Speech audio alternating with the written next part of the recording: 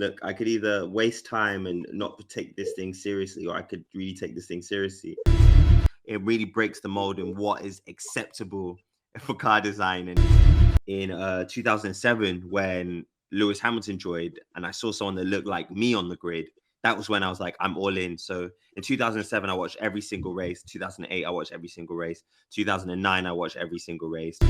That cost cap was broken last year. That means it rolled onto this year. So it's going to have to affect both seasons.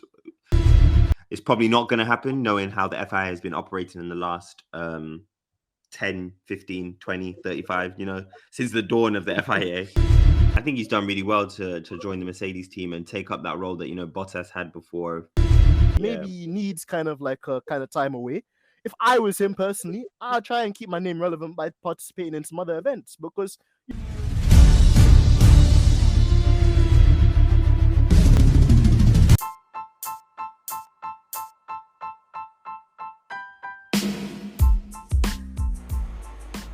yo, it's your boy AMG Denz, and I'm back with another legendary episode of the Stripping the Dipping podcast. And listen, I told the streets that on this podcast, we just record straight bangers. And today is no different, because I'm very privileged, very honored to have my guy, my bro, Tomi Music in the building, legendary DJ and music producer as well. He's got the keys to success, like DJ Khaled, bro.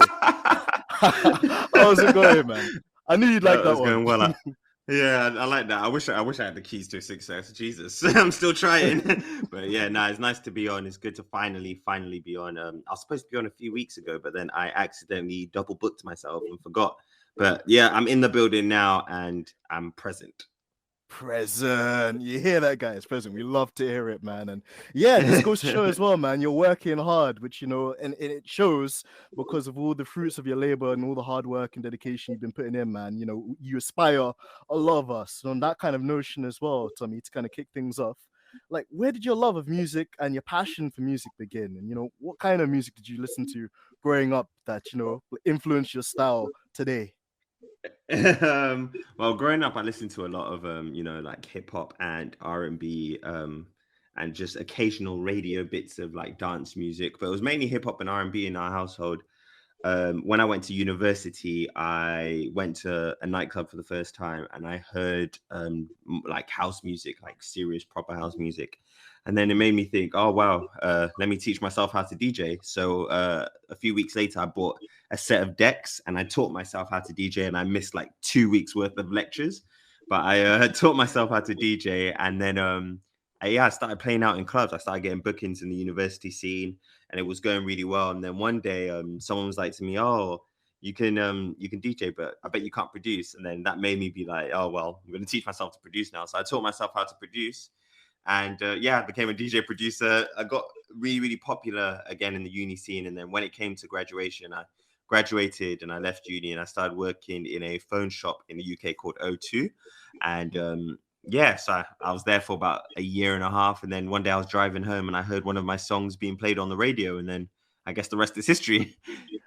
Bro, that's phenomenal, man. And could you walk through for our listeners as well what it was like, listening to yourself almost, in that kind of like capacity too, because that's so crazy. And also, like, from another person like myself, that also when I was younger, I was into music and playing in bands and doing circuits around Camden as well, man. Like, how much has music changed your life, bro? Because even for me, I'll probably explain after you go, but it has that innate ability, to change people's lives and to bring people from all different walks of life together. And I think people underestimate the power of what music is and this, like, essentially what it can do for people in that sense as well.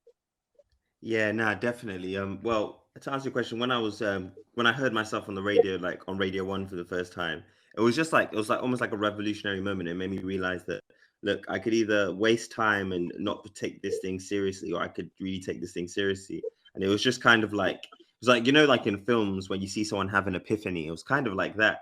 So I had this epiphany, and then the next day I was like, yeah, I'm leaving work. So I left work and I signed a record deal and everything. And yeah, it worked out pretty well for me. But yeah, music's always been a massive influence on my life. Like every moment of my life, a significant moment of my life anyway, I could probably say in my mind was soundtracked, and certain songs obviously bring back the zeitgeist of the moment for me, of different eras in my life. Yeah, it's just something, like you said, it's just an innate part of my character. And I think that's something that a lot of black people resonate with, especially growing up, because we didn't have the representation on things like television, and we didn't have the internet. So the only way we could relate to our culture outside of our families and friends was to listen to the music. And yeah, it shaped me to the person I am today. Absolutely, Tommy. And I definitely agree with you on that as well, man. It's a thought that I would definitely endorse too, because even for myself, growing up in North London, there weren't many opportunities, for people like you or I kind of in the spaces that we're in today. And even just in Hmm. school, I just remember that, all the kids are up to no real good, all up to mischief after school and stuff like that as well. My parents were always trying to keep me on the straight and narrow and saying, man, you need to try and find something more constructive to do in your spare Hmm. time. So from the young age, I was like, "Oh, mom, could I learn to play the drums?" And she's like, "Hell no, you ain't got space for that." The I was like, "All drums. right, cool. Let me see if I can pattern a guitar out of you then." So she finally, she kind of sacrificed the money to go and buy my first little guitar. It's like a cheap little classical thing from August. And that moment itself, Tommy, just like you mentioned as well, having that kind of like epiphany and that kind of like life-changing Hmm. moment, I think was the same for me too, because it forced me to start hanging out with people I wouldn't normally hang out with, and to start, like exploring the world and sounds and landscapes and different venues and stuff like that, and experiencing life Yeah. through maybe a different experience I wouldn't have had if I just stayed on the block, and was just chilling out with the man there in a normal capacity, man. So it's a huge, Yeah. huge, huge thing, man, 100%. And I think we definitely will explore that later on in this podcast. But as we are a motorsport podcast as well, Tommy, we're gonna ask you, man, like, how did you get into Formula One? Like, what were your earliest motorsport or Formula One related memories? Also, we know that you Hmm. do some impeccable work, and you're like a reoccurring guest on the very sensational, the trend setting Quick Stop F1 podcast too. Shout out to Nyasha and Yeah. Tandy as well. Honestly, the goats of our space. And man, like a little bird tells me as well, bro, that my guy has quite a nice taste when it comes to cars too, because man's got the Lambo. Man's got the Lambo, Man's got not like Lando. Man's got the Lambo. You get me? So no, just like, bro, we love to see it, man. But tell us more just about like your love for cars, and also your interest in Formula One too, man. Where did it all begin? So I'll probably start my love for cars when I was younger. I was born in Nigeria in the early 90s. So my dad always was an avid fan of cars. And I remember on our wall in our living room in Nigeria, there was a picture of a Lamborghini Countach. And it was like a red, almost sort of like 80s style render of a red Lamborghini Countach. And it was like the side profile of it. And that image is just like burned into my brain. And I remember looking up at it as a child and just thinking, like, I'm not sure how many people listening know what a Lamborghini Countach looks like, but it is the most glorious design of a car that I've ever seen in my life. It really breaks the mold in what is acceptable for car design. And it at that time and at that age, it looked like a spaceship. And even the word Countach is just like a slang word in Italian, or is like saying holy ish. Do you know what I'm saying? Like, Mhm. it is the everything to do with that car is just like a little boy's dream. So seeing that on my wall in Nigeria growing up was incredible. And my dad's avid love for cars as well. So when we moved to England, and then we were driving in Oxford one day, and we saw a Lamborghini Diablo. I like those are two moments that I remember, and I was like, I love cars, I love Lamborghinis. Like, I want one day. I want all the nice cars. I made my dad go and buy me toys, so they would always buy me like toy cars, like model cars, and I'll never want the ones that were like the kiddie version. I always want the ones that were Mhm. like intricate 118 scale detail where you could see the engine. I used to take them apart and put them back together like I was building a car. It's actually funny when I think about it. But yeah, that's where my love for cars started. And Formula One is something that I always saw, but I was never really into it as much when I was younger, because to me it was always like the white man's elitist sport, and I'm not Mhm. white, and I'm not elitist, so it didn't really resonate with me. But then as I started to get older, I remember watching Michael Schumacher's last two seasons in Formula One in Ferrari. So that was 2005 and 2006. I saw glimpses of them, and I started to fall in love with the sport. And then in 2007, when Lewis Hamilton joined, and I saw someone that looked like me on the grid, that was when I was like, I'm all in. So in 2007, I watched every single race. 2008, I watched every single race. 2009, I watched every single race. 2010, I watched every single race. And it's been like that pretty much since. My love for the sport has gone in and out, but yeah, I just love it. I love the competitive nature, and I love the fact that it's just like what I love, which is cars. Absolutely, Tommy. And I think it's a really relatable experience in what you've mentioned there too. Because even for myself, I was collecting the Hot Wheels cars, and then for Christmas as well, I begged my parents, to try and get me, like you said, like the 118 scaled vehicles as well, which are a lot more detailed. And as well as that as well, man, that representation of having that Lamborghini Countach on the wall, and I think even my grandfather had like a white one on the wall too, and it's just like, God damn, that is the car, and then you see representations of the Lamborghini Countach in a lot of popular films, obviously, like The Wolf of Wall Street. It's probably the one that people remember when like Leonardo DiCaprio was going crazy with that thing and whipping it around like when he's absolutely knackered.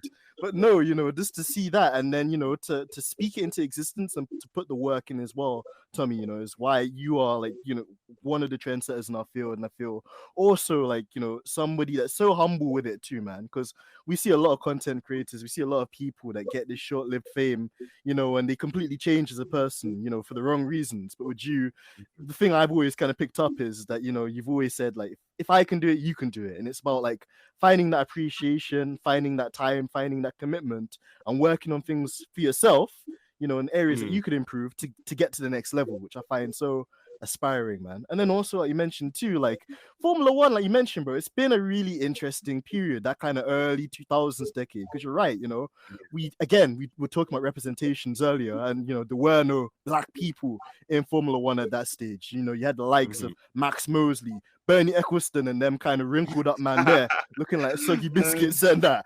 But to be fair, that's what the sport was. And I think when Lewis came, for the best, I believe, he completely transformed the diversity of the sport, the way that we as listeners and fans and kind of consumers take it in, and the wider demographic of people he's been able to touch, with his success in the sport and his hard working ethic and all the other great attributes we associate with Lewis as well, man. So really organic kind of story there. And I think, one that we can all relate to as well, man. So great to see. Definitely. So for that one, Tommy, as well, let's actually get onto something a bit more recent. Let's go to the elephant in the room, man, because bro, Red Bull guilty as hell. Them man were more guilty than OJ Simpson in the murder trial, bro.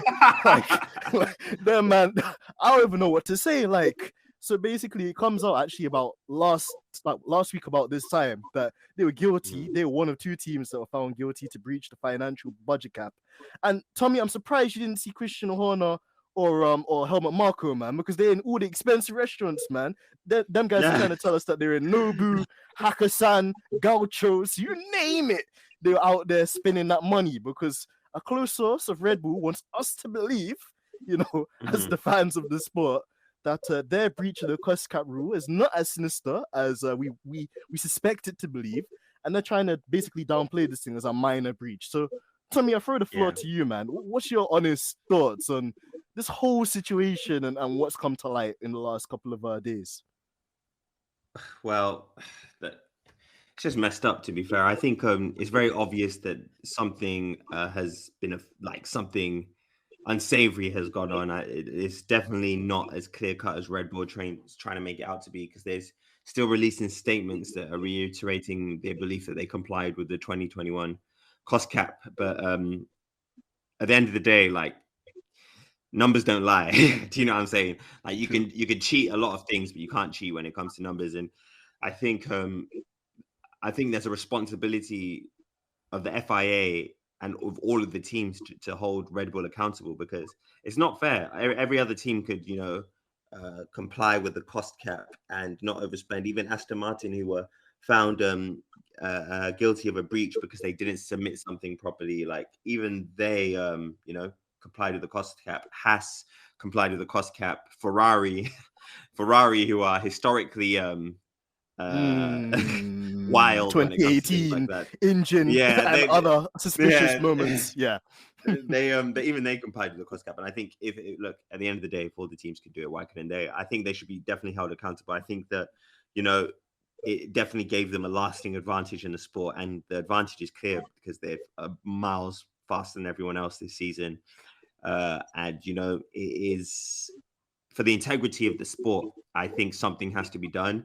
Either you know, do something revolutionary and you penalize them to an extent that everyone's going to feel satisfied, or you roll back the title. And I think the latter for me is the most deserving penalty, because anything won through cheating means nothing at the end of the day. And I think there's so many people that would have lost their jobs, so many people at different organizations that would have missed out on bonuses because Red Bull got the number one spot, and maybe they had a contract clause that, oh, if we get number one, everyone gets a £10,000 bonus or £20,000 bonus, and that a lot of people missed out on things like that, and sponsor bonuses as well. So there's this thing where it's not just affecting the sport, and it's not just affecting the individuals involved in the title battle, but it's affecting every single branch that is connected to the tree that is Formula One. I think the fans deserve something to be done and deserve transparency and clarity, and definitely the other drivers do, because the only people that have benefited from what happened is Red Bull, and you know, everyone else has been at a disadvantage. And yeah, it's just not right. It's definitely not right. And I think, you know, like you look at teams like Ferrari this season, they had a massive shot at getting the title. And I think that if that cost cap was broken last year, that means it rolled onto this year. So it's going to have to affect both seasons. It's probably not going to happen, knowing how the FIA has been operating in the last 10, 15, 20, 35, you know, since the dawn of the FIA. But I know one can hope. And, you know, it's not just me speaking as a Lewis Hamilton fan, because I think a lot of people misconstrue the statements being made by those on Twitter and online about this as, oh, it's just Team LH. But at the end of the day, it's not Team LH. It's just common decency and it's sportsmanship. That's what's at risk here. But, you know, we'll see what happens. Absolutely, Tommy. And, you know, very well articulated as well, bro. I couldn't, you know, agree any more than I already do with what you just said there, bro, because you hit the nail on the point, every single point with what you meant to said there as well. And just to add to that too, man, you know, like you mentioned, you know, some critics are going to come out and say, oh, it's just Team LH fans, but it's really not. You know, Ferrari have an interest in the right thing being done, because for them, like you mentioned, they've kind of come back from their own kind of adversity with the 2018 illegal engine. You know, they spent a lot of money, time, resources trying to build like a championship competing car. To some degree, we could argue that they did achieve that this year because they were a lot closer, but not close enough.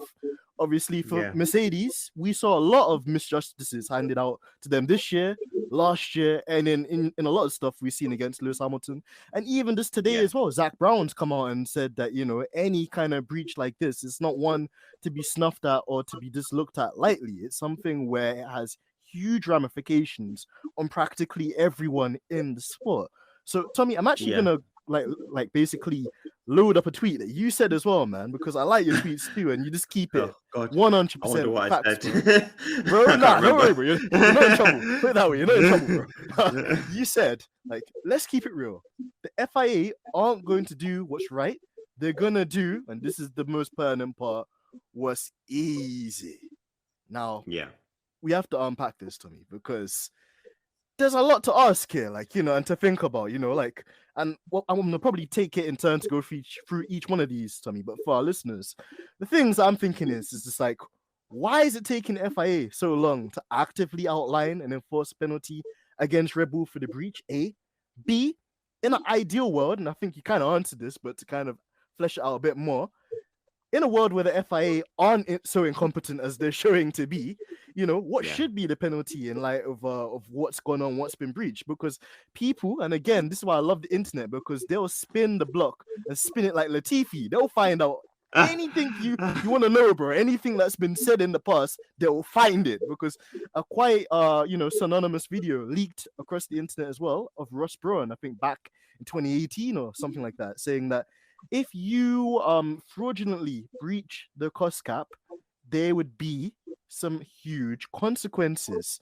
So in light of that, and Bernie Eccleston, even Uncle Bernie, come out with the thing now and said, nah, like something has to be done. So, what's the penalty that you give out?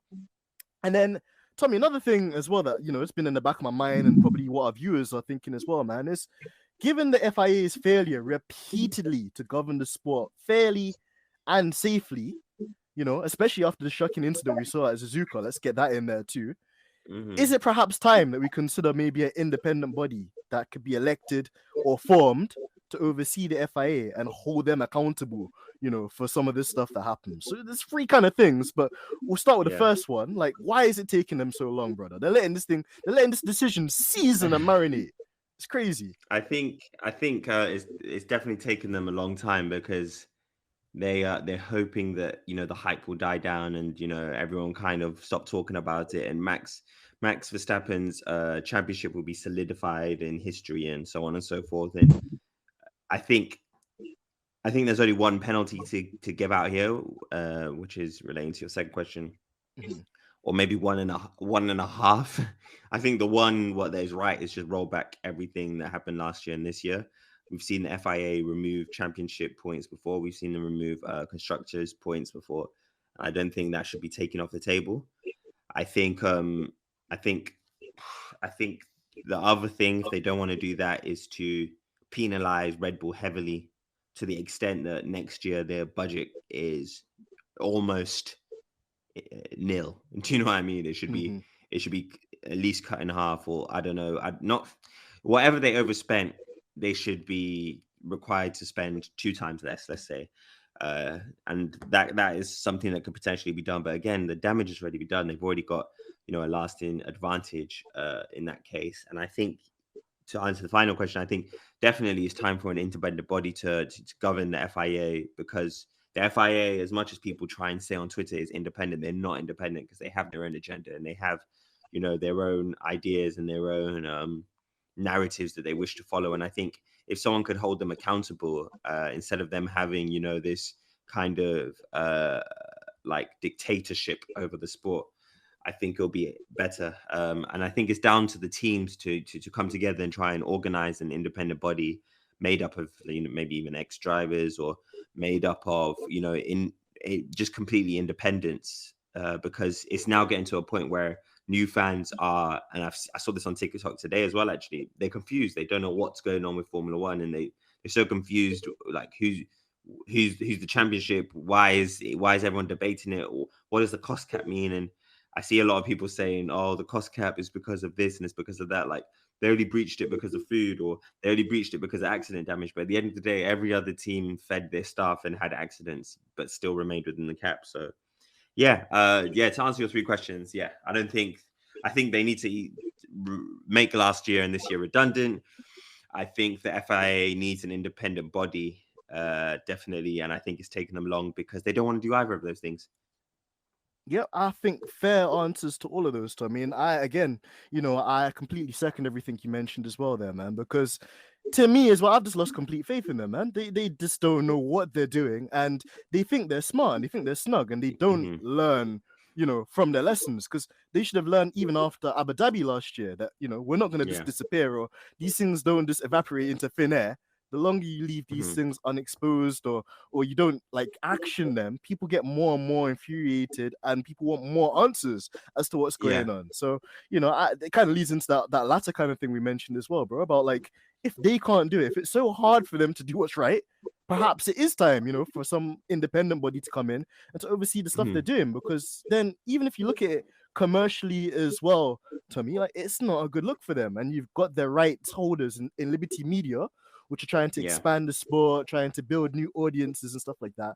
How comical does it look, when you've got like a world champion and there's an asterisk towards their name? And again, I know that we're a pretty pre-Lewis channel here, and long may that continue. I don't give a damn about anybody's bias. There are people who say that we're biased on here. We give a perspective, they don't.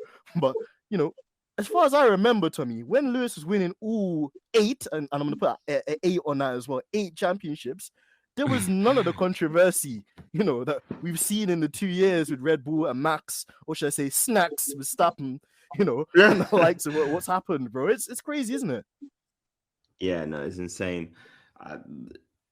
I think when I was on Quick Stop last week, we just summed it down to the FIA is just in the mud. Formula One is in the mud. Like it's just not doing what it should be doing right now. It's kind of embarrassing because it's just cringe to watch. Like when we watch what happened at Suzuka, Red Bull winning the title there because they awarded 4 points and they brought the safety car out and there was a tractor on track the day before. It's just a chaotic mess. Like you know what I'm saying? And I think for want of a better term, it is just a shit show at the moment. Like, and it's not something that I think that new fans will take too lightly. I think there's going to be a hell of a lot of drama in Drive. Like we saw last year, they're not going to talk about the wrongdoings of the FIA. And this is the thing as well, Tommy, where this makes you think, how sustainable is this? How long will it be? Because, like, you got other sports out there as well. You've got the likes of IndyCar, NASCAR, GT3. Yeah. And, I get it, in terms of their following, they're not as huge as Formula One. But when Formula One holds itself as the pinnacle of motorsport, and it's not, that's an issue. That's a huge L. Like, it's a huge howler. And, like, nobody can, people make mistakes. That's part of life. But some of this stuff, it's unforgivable. Like, it's really, really horrendous, man. So, man, we'll have to wait and see. But what a positive podcast I always like to say, Tommy, man. So, thankfully, we got some other things that we can talk about and bring to the show as well. Because you're one of our special guests, Tommy, man. We've got an interactive selection of questions as well to put forward to you, and we like to do this with our special guests as well, and our listeners can get involved with this too when they check out this pod, man. But essentially, Tommy, bro, like I'm gonna ask you a couple of questions, and you're gonna have to pick some current drivers that are on the grid. Bear in mind, bro, if you do pick them, you can't reuse them again for any of the other questions. So you gotta kind of pick a bit strategically, bro. Okay. All right, then let's go for it. So the first one is, Tommy, I'm going to set the scene, bro. Imagine this. So, we know that you're a very talented, sensational music producer and DJ. So here's what's happening, man. You know that Mercedes have this kind of relationship with Bose. Bose say, Tommy, man, we need you to basically set up this nice kind of event. We're going to be premiering some new headphones. Hopefully Toto doesn't smash them because of an FIA decision and that, But essentially, in the process of getting to this event, you're going to have to jump in a taxi to get into town. You're going to go to dinner with one of the drivers. So you're going to jump in a taxi with one of the drivers, have dinner with one of the drivers. And whilst you're having dinner with one of the drivers, or let's say at the actual Bose kind of party event, there's one driver. Man, you gotta avoid them like the COVID-19, bro. You just man, just have to try and just leave them, bro. You're not trying to see them at all, bro. So who are you picking for your taxi, dinner, and avoid?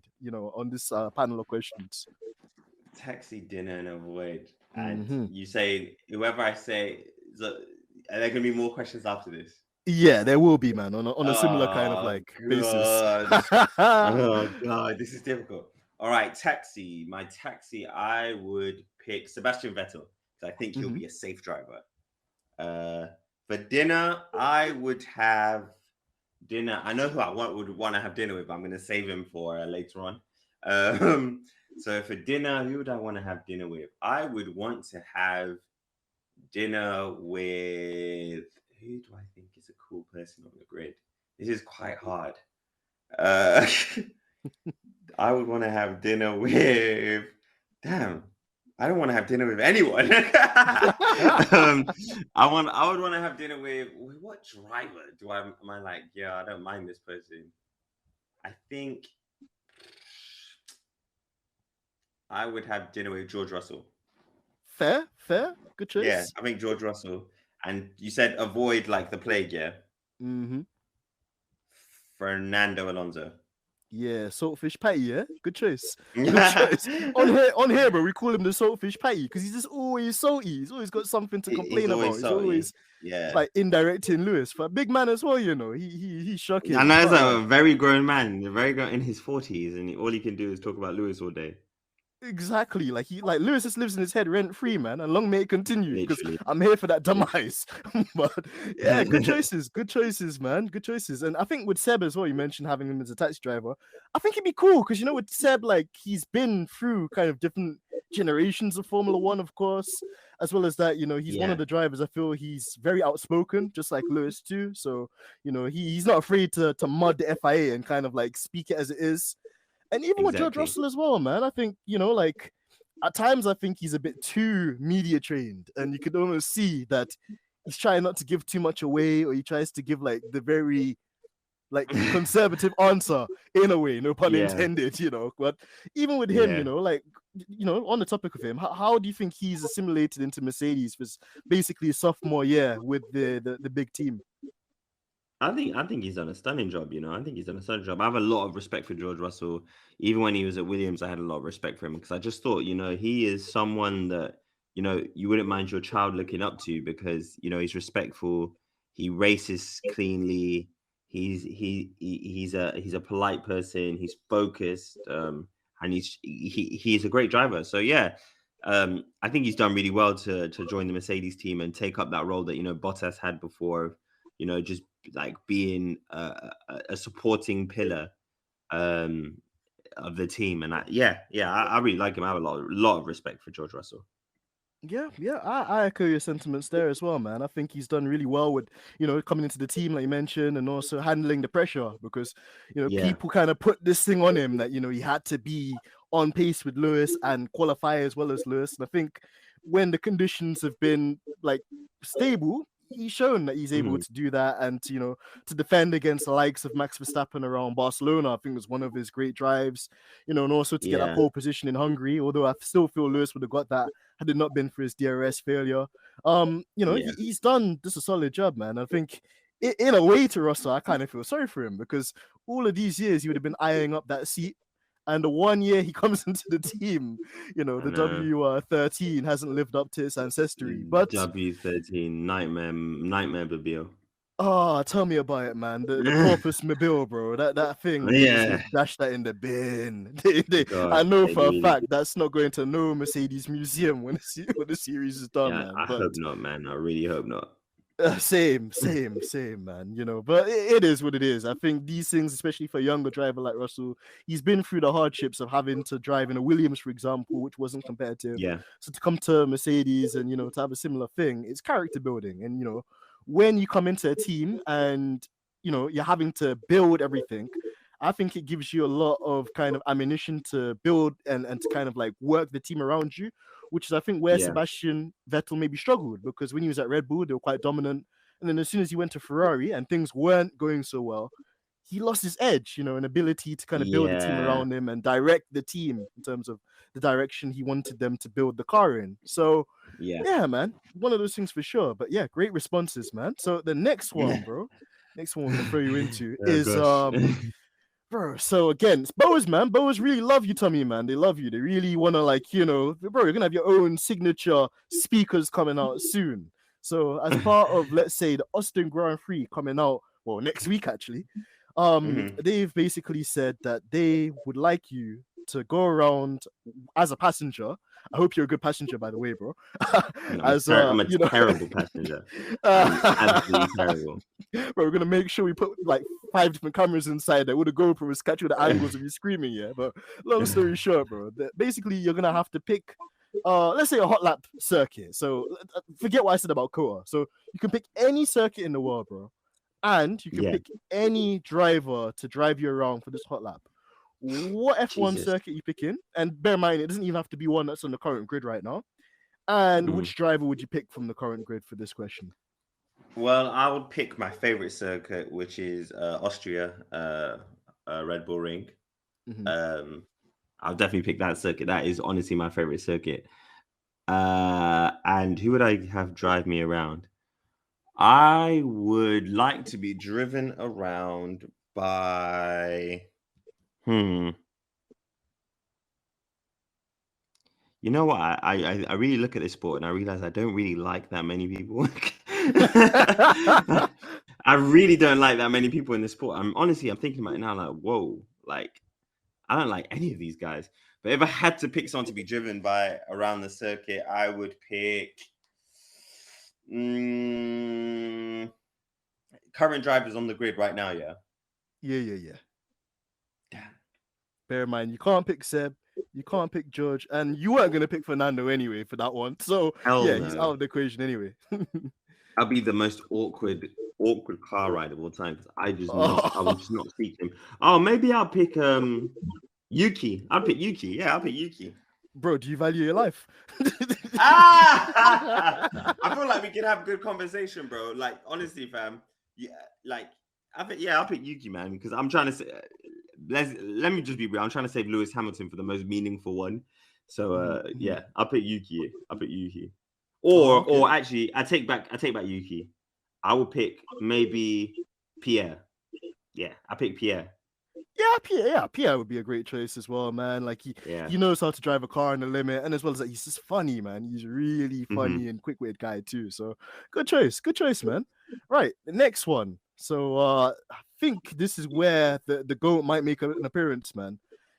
Yeah. All right, so Bose again, man. Jeez, they really in their bag. Them and Netflix are commissioning like 8-part documentary about a driver, and this documentary is basically gonna cover the driver's life, like what it was like for them growing up, their kind of karting career, some of the challenges and adversities they faced either on or off the circuit, and kind of like the kind of success they've had in the sport, So and bear in mind with this answer as well, like why would you pick them for this particular documentary as well? Is this the last question? Yeah, on this kind of like basis. All right, cool. I would pick Lewis Hamilton, and because the reason I pick him is because he's had a very interesting life, and I think that it'll bring something meaningful to a wider audience that they can appreciate, and it will inspire a lot of kids that have come from impoverished backgrounds to take up Formula One and chase their dreams. So yeah, I'll pick Lewis Hamilton, and he's the most interesting. I'm not really trying to hear anything about Fernando Alonso growing up. Bro, tell me about it, man. Bro, it'd be fun. I can't lie though. I tune in for the episode where he gets cooked by Lewis in 2007. That'd be sweet. Ooh, that would be too sweet. Absolutely cooked. Oh, that was one of my favorite seasons. Goated season, man. Honestly, one of the standout to this day, bro. Can we just speak about that briefly? Just a rookie comes into the sport, right? And it's not like they're a paid driver. Man just paid little like the check to Gene Hassan, them man there. Yeah, man had to basically like work every single day of his life to be perfect, not average, not good, not great, sensational. And comes in and he beats the reigning 2-time world champion in a McLaren. Yeah, that's just beautiful, isn't it? Like it's like a fairy tale. It's honestly like a fairy tale. That was amazing to watch, and it was wonderful to watch Fernando's head just unravel every single race. Gosh, yeah, I think that should have gone down in history as the best rookie season of all time. Bro, it will do, and like I don't even care what like the critics say. Burn them, like it is the greatest kind of like debut season by a rookie. Because when do you see that happening, especially in modern day Formula One, where we actually have like driver academies and stuff like that? There's a more kind of straightforward way of getting into Formula One these days, man. And the thing I admire with Lewis as well is that he came close to winning the championship that year. Had it not been for the internal politics with McLaren and a bad decision at China to leave him out in bold tires, but even still, he bounced back. He showed resilience, and in the following season, he absolutely mashed up Felipe Massa in his own back garden as well. Gosh, yeah, no, that was intense. That season was intense. Yeah, no, the guy's just a legend. Like he's literally just a legend. Man, absolutely goated. This is, and that's the thing. Like, I don't want to be too sad, man, and kind of talk about things that haven't happened. But it's gonna be a dark day in Formula One for sure, bro. Whenever Lewis does decide, this is it for me, 100%. Because he's just given 100%. So much to the sport, in terms of the work he does off the circuit, the philanthropy, the Yeah. veganism, the kind of like speaking up for causes and things that don't have a voice as well. Just even if you're just one of those people where you don't care about all that stuff, you just care about the driving. The array of Yeah. victories that Lewis has given us. Man could win a race by a whole minute around Silverstone in 2008. Man could finish around Silverstone on 3 tires and still win the race. Man could, Oh gosh. basically pit at Hungary and do 25 qualifying laps and overtake Max Verstappen, for the race win. Like, I don't know what Lewis can't do, and that's what kind of worries me, bro. Like, it's honestly, no, it's true. It's true. one of a kind. Just like a generational tale that I think our great grandkids will aspire to and hopefully look up to, man. Just Definitely. crazy, man. And actually, I got a good segue for this one as well, Tommy, because we're talking about Lewis Hamilton. My next question to put forward to you, because I know, this would be a fitting one. Bro, because of the amazing work that you've been doing with Bose, and because Bose are a title sponsor or one of the sponsors of Mercedes, man, they say, you know what? Yeah, we've got a pattern, obviously, Tommy Music with the GOAT himself, and we're gonna make a free song playlist for Sir Lewis Hamilton. And the free songs, bro, you gotta pick a song. Well, all of these songs are for Lewis, basically, and he's gonna promote them and that. But the first song has to be a workout song. The second song has to be like a turn up, like, bro, when you're behind the wheel of the Lambo and you're just listening to drill music and laying down red lights. Oh, I'm not gonna condone the irresponsible driving, but certain things are happening, bro. Certain things are happening. You gotta basically pick up a ton up tune, and then the third one is like a celebration song for Lewis getting onto the podium. Bro, what are you picking for the workout song, the turn up song, and the celebration song for the playlist? Workout song. Ooh, this is quite difficult. Workout song. I'll pick a DMX song, because whenever I work out and I listen to DMX, I go crazy. So I'll put DMX. They Don't Know. Yeah. Oh no, Who We Be. That's what it's called. DMX Who We Be. I think that's what it's called. Great choice. You said the turn up song. You said workout song, turn up song. On which one? And like a celebration song for, when we see Lewis's armpits on the top step of the podium, and my guys is like, showing us that number one. Go. Turn up song. I would pick Drake. What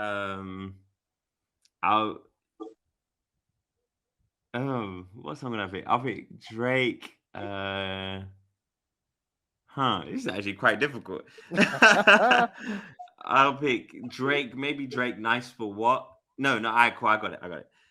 For the turn up song, I would pick Drake. Oh, this is so difficult. Maybe Grease. I'll pick Grease by DJ Khaled and Drake. And for the celebration song, I'll pick Nice for What by Drake as well. So yeah, those are my 3 songs right there. Great selection there, Tommy, man. And also as well, just, bro, we need to get a playlist from you or something, bro. We need a playlist from you or something, bro. Well, when you're ready, I'll send one your way. Hey, I'll be looking forward to that, man. That'll be epic. Really looking forward to that. Right, man. So, bro, I mean, we've done a few interactive questions there. So let's bring it back to something a bit more topical in the world of F1. Bro, we've got a bit of a French Revolution thing going on, bro, because we've got Gasly, like, very recently announced joining, Ocon at Alpine. Bro, I know that you're Ocon advocate as well, man. Bro, you got good taste. Bro, because I'm in a similar camp as well, man. I've always rated Ocon. I like his humble personality. He's always got time. He's very honest. At the same time as well, like, man's not a pushover. If man needs to do man dirty, if he needs to push man off the circuit, if he needs to rub people the wrong way to rattle them, like what he did to Max Verstappen in Brazil 2018, again, another goated moment we'll never forget, he will do it. So the kind of question is, Tommy, is like, how do you see that one working out, man? I mean, they're very similar drivers in a way, and they've grown up in a similar part of France as well together. But again, there's like a lot of speculation about the two families, and apparently Gasly's family did something to Ocon's family that stopped him getting some sponsorship money, and then Ocon got like picked before, Gasly did. And bro, there's a lot of, he haggle with the two of them, man. So how Yeah. do you think that will be? Do you think it's gonna be, like a nice kind of like, combination, or do you think that it's gonna be a long day for them, man, in the Alpine management department? Geez, it's gonna be chaos. I'll tell you that. I think it's gonna be chaos. Mm. They are not gonna get on. Didn't one of them like steal the other one's partner as well, like, or steal the other Yep. one's girlfriend or something? Yeah, it's gonna be absolute chaos. It's not gonna go. It's not gonna go well. And I think Alpine just did the best with what they had, but geez, it's gonna be chaos. I'm looking forward to seeing what happens, but there's not going to be a set leader in that team, and it's going to be reminiscent of Perez and Ocon going at it about 4 years ago. So yeah, God, I'm ready for the chaos. We're looking forward to it as well, man. Yeah, it's gonna be crazy with them two, man. Because like we said, like they're very like-minded, or can be very selfish when they want to be, in that regard too. It's a French team, so it really is a bit patriotic, and it almost brings back those home feelings, and we've already seen Yeah. how that can work. Sometimes this season people question George Russell's mentality, for example, in Zandvoort, where he could have played the team game and done something to make Max's life a bit more difficult when overtaking Lewis, or also we've seen a kind of like, a bit of an inter-team situation with Sainz and Leclerc at at Silverstone, for example, or even, like on its day when Perez actually feels like doing his work and he's not cheating on his missus, my guy can do a job too against Max, Oh my And we God. saw that in Monaco. We saw it again in Spain when he was questioning the team's decision. There's so many rivalries and so many like tight kind of battles between teammates, man. So it'll be interesting. But just on this topic as well, Tomi, like, do you think Alpine did the right decision by taking Gasly instead of perhaps Ricciardo? Because whilst Oh yeah, I can't lie, definitely. bro. Ricardo's fried. Ricardo's tapped, bro. Mm. That guy's done. He needs time out because he's not. My inner quick stop is coming out, but yeah, I love his to see. his time in the sport is done for now. Anyway, I think he has a lot of maturing to do. And I read a statement where he was like, "Oh yeah, he'll be listening to the debriefs, and you hear Lando saying, "Oh yeah, in this corner the car felt like this, and it was really unsettled." And then his reaction was, "I don't have that feeling." I'm like, bro, like you're a driver, fam. Like you should have that feeling. You should be ingrained in the mechanics of the sport and the engineering of the sport. It's not just about just getting the car and drive. Driving is good, but if you're just going to get in the car and drive, make sure you're exceptional. And unfortunately, he's not exceptional. But yeah, I think definitely they made the right choice for this year anyway, especially considering that he left them to dry after a season and a bit. That's so true as well. And, shout out to Uncle Cyril as well, because I'm not even going to try and do the French accent, but Uncle said, Daniel has made the wrong decision, and he did not make the right decision, and he lived to like Uncle called it out from day and said, "Boss, from day one, like man, from day one." exactly." He was like, "Listen, you might be going for the vibes at McLaren. You might want to like continue like shining your teeth like it's a Colgate advert, but soon turn that smile upside down because." To be fair, as much as I don't really love Lando's like dry personality either at times, when it comes to doing his job, he does his job. Yeah, he does. He does. And that's the thing, like, people feel sorry for Ricardo because he's the nice guy. And I hear that. I do. But at the end of the day, Formula One, like many other businesses in the world, bro, is a results driven business. And, other than one kind of fugazi, bro, you shouldn't even won that race. And it's all due to Max Verstappen as well, that madman, his antics in Monza last year, bro. Yeah. Definitely. That's the only thing. I think low key Ricardo's had an easy ride. Absolutely. I think he's been able to kind of ride off of his success that he had with Red Bull, and to be fair, when he was at Renault, he got 1 or 2 podiums there as well. So that can't be overlooked. But in a way, bro, like if you're going into McLaren and you're going up against a young charger in Lando, you got to come patterned. You got to come patterned. Yeah, and it's not a thing where, it's like one here, one there, and they're fairly even. Like, nah, like Lando's clear as day, like actually super clear. So yeah, man, I agree with your thoughts on that as well. And I know we have a couple of listeners that love Danny Rick, and I hear that, but at the same time, nah. And what, next thing as well, bro, you see, every tongue that talks against Lewis Hamilton, they never prosper. Yeah. Never, never, it's mad. This is It's the mad to thing, see. because I remember one time Daniel Ricciardo said, "Oh yeah, if I was in the same car as Lewis, then I'd I be able." remember, I I was remember, like, I remember. Yeah, yeah, yeah, right. You're in the same car as bro. Lando, you can't even hold up to him.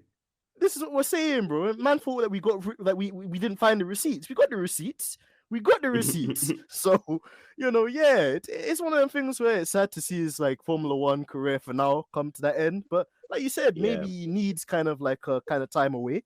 If I was him personally, I'll try and keep my name relevant by participating in some other events, because he Yeah. can do it. And if it's just a case where it's something wrong at McLaren, then at least he can redeem himself. But I think there's talks of him being like a reserve or like a test drive at Messi. I don't think that does anything for him, bro. Yeah. But at the end of the day, you reap what you sow, and he's just put himself in his position. There's no one else is doing but his own. Well, this is exactly it, man. And that's the thing. Nobody told him to run away from Max Verstappen and leave Red Bull. Nobody told him, to duck out from Renault either. These were things he wanted to do, and the bag looked nice to him at that stage. So, you have to sometimes. That's the thing. You gotta live with your decisions, man, and live by the sword, die by the sword as well, innit? So, yeah, sticky. It's a sticky one still. But anyway, actually, it's kind of come full circle as well, Tommy. We're talking about, we were talking about like Ocon and Gasly and managing difficult personalities, bro. As a music producer, you've worked with an array of like different talent, and I can imagine some tricky individuals too. But for you, yep. do you like enjoy it the most, in terms of the music production side? And do you have any kind of like funny studio situations, probably without name dropping, but any kind of artist you like to work with? Like, rah, this is just awkward. Like, yeah, no, I've had some weird studio sessions. I remember I had a studio session with someone who was, I don't know if they were, I don't know, man.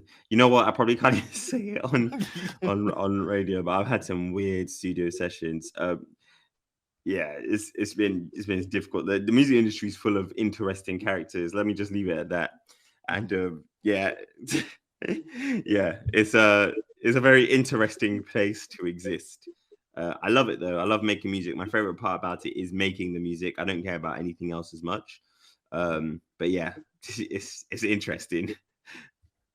Absolutely, man. Also, to kind of dig deeper into it as well for our young listeners, the young grasshoppers out there as well. What advice would you have to them? Like, because there's a lot of youngsters trying to get into the scene and to break into the music industry. So what advice would you give to them in relation to like securing a record deal, or in terms of advertising and almost like doing their own marketing and stuff like that too? And also, when you break through, because we like to speak in like in positivity, and we like to materialize things. Like, when these youngsters do make it, bro, what advice do you have for them in terms of keeping grounded, and not losing themselves, as an individual? I would definitely say, if you want to get in the music industry and the music scene, you just need to just make a ton of music. Like, I'm not even playing. Like, you literally just have to just make music as much as you can.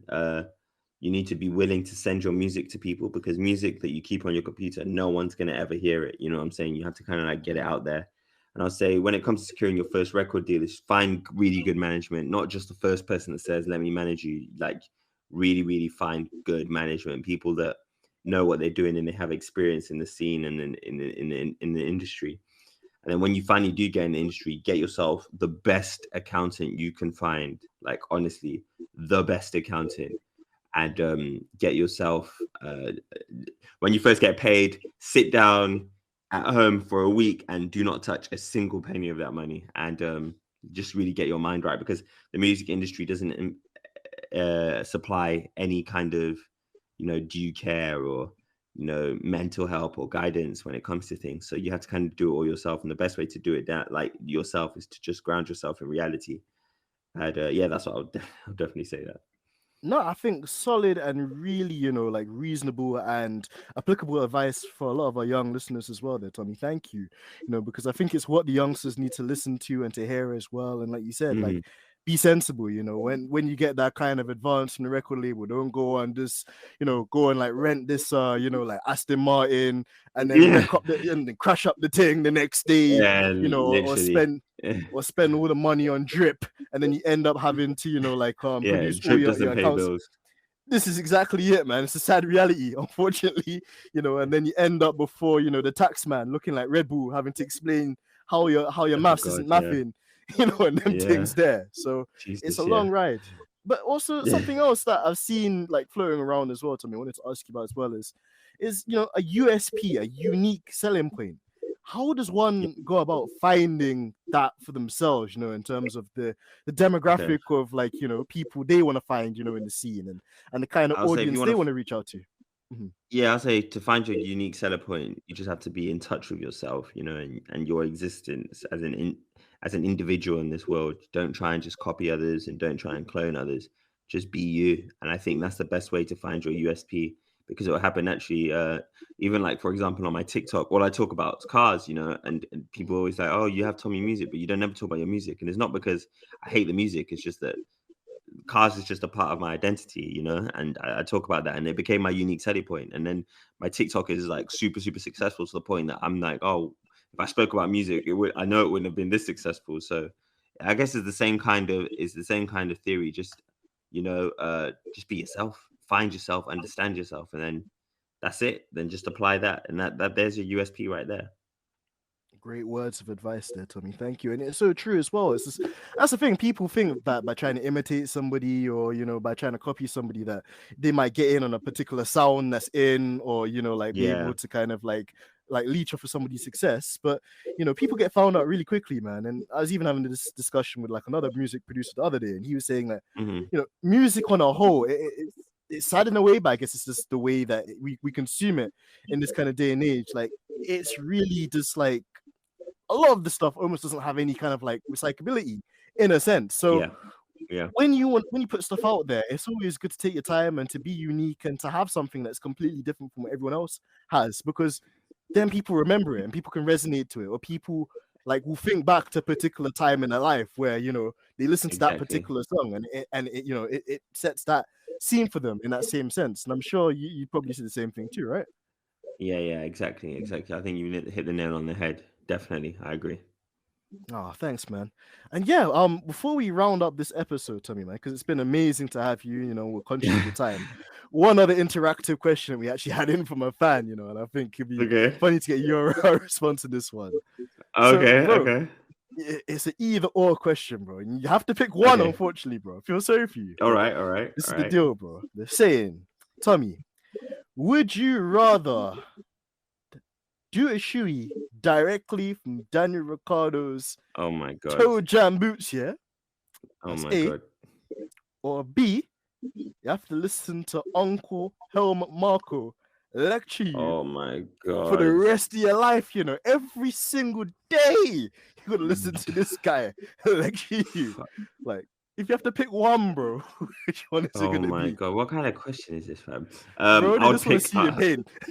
Yeah, I'd have to pick the shoe, man. I'll do any. I would pay not to ever be involved with anything to do with helmet marker. Yeah. So yeah, I would pick. Unfortunately, I would pick the shoe, and that's not the answer that I wanted to give, but that is what I would do. Bro, in them situations there, I think a lot of people are gonna agree with you, man, because Yeah. it's not easy, bro. And, you know, like as well as that, Jeez. yeah, it's a tough one. But no, I'd go for the same as well, man. Listening to Helmut Marko for the rest of my life. Honestly, I think I'd rather chew glass. Yeah. That's not my flavor at all, man. Yeah, that's not my flavor Oh, at all. tell me about it, man. No, it's mad. But also the topic of flavors, bro. Bro, I also, bro, this is why guys, you see how multifaceted this guy is. Guy's got music, guy's got cars, he's got everything, bro. What more do you want? But we also know, you know, on the topic of flavors as well, man. You're like a food connoisseur as well. You and Yasha, man. You guys need to start a restaurant or something. Honestly, I've been every day, you know, just matching up the food. No real talk. But like Yeah, no, I Georgina's love friendly food. said, and I, like uh, yeah, no, I, sorry, man. Like I was gonna say as well, just yeah, like what are your favorite cuisines, man? And like, you know, are there any kind of like things you're trying to learn, you know, to cook or to make these days? And the question from Georgina was, Pineapple on pizza, yay or nay? Okay, so let me start with my favorite cuisine. I really like Italian food. I like French. I like Italian and French food. Mhm. Um, I love Nigerian food because obviously I'm Nigerian. I love Caribbean food. It's just yeah. So yeah, anything with flavor. To be fair, I love food. I just love food. Anything, just give me anything as long as it's got flavor. I'm happy. And Georgina asked pineapple on pizza. I feel like I'm going to get flogged, but I actually don't mind pineapple on pizza. Like, it's Oh, not my Tomi, first I love go-to you, choice. man. Yeah, it's not my go-to choice, but it's not my go-to choice, but I'll take it. I don't mind pineapple on pizza. It doesn't bother me at all. I find it very interesting when people are bothered by it. Yeah, bro. I'm kind of like I'm a traditionalist when it comes to pizza, but if there's nothing else, all right, I'll take it. But yeah, I don't think we can flog you, bro. Especially when we had like this I think he's like a journalist from the Sun called Ben Hunt. Shout out to Ben. One time he came in telling us, bro, about pizza and banana. I was like, nah, bro. Whoa, pause. Yeah. You There's know what I'm limits, saying? there's limits to this. Do you know what I'm saying? There really is Exactly. limits to this. Yeah, man, Yeah. trying to push the You That envelope. should even be no way. Or one yeah, time we that should had be like illegal. it really should, you know. One time as well, we had like Amanda Busick. Shout out to Amanda as well. She was telling us about like in American culture, some of the drag racing events they do. There's like pineapple on a hot dog. I'm like, nah, you guys can't do Okay, that, fam. that sounds insane. Bro, That would you sounds try it? insane. No, that's a no. That's a no from me. That's Thank a you very much. strong no, bro. That's a very strong no from me. Yeah, that's not that. I mean, it sounds crazy, but I'm not involved. Yeah, neither am I, boy. That one there, yeah, that's it's looking a bit fraudulent, like a certain Yeah, that's a team bit that's mad. energy drinks company, bro. But but you know, before I get sued for defamation, in the great words of Christian Yeah, Horner, yeah, we just leave them to that, bro. But defamation. bro, Tommy, man, like it's been amazing to have you on the pod, bro. Honestly, like we need Oh, to thank you very definitely get much. you back on a bit more, bro. Because honestly, this one 100%, 100%.